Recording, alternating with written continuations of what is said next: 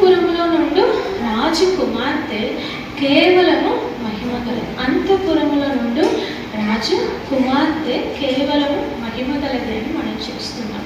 అంటే ఈ మహిమ రాజకుమార్తె ఎట్లా పొందుకుంటుందంటే అంతఃపురములో ఆమె సిద్ధపడడం ద్వారానే ఈ మహిమను ఆమె దేవుని దగ్గర నుండి, రాజు అంతఃపురంలో నుండి ఆమె సిద్ధపడుతుంది. రాజు దగ్గర నిలబడాలి, ఆయన సన్నిధిలో నిలబడటానికి తాను అలంకరించుకుంటుంది. అందుకే ఆమె మహిమ గలదిగా ఉంటుంది.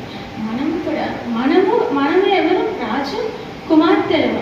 ఈ వాక్యంలో ఉన్న రాజు కుమార్తె ఎవరు? మనమే, సంఘమే రాజు కుమార్తె.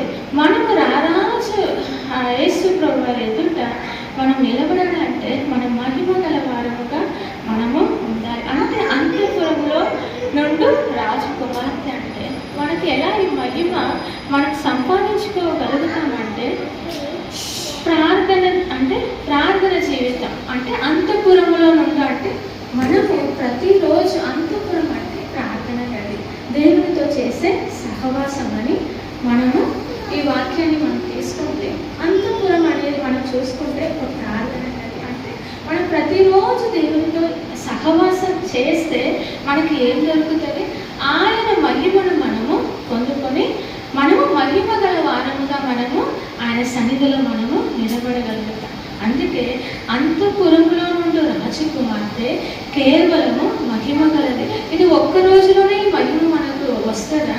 రాదు కదా. మనం ప్రతిరోజు మనము దేవునితో చేసే సహవాసాన్ని బట్టి ఆ ప్రార్థన గదిలో దేవునితో మనం చేసే సహవాసంలోనే మనకు ఆయన దగ్గర నుండి మనము మహిమను మనము పొందుకోగలుగుతాం.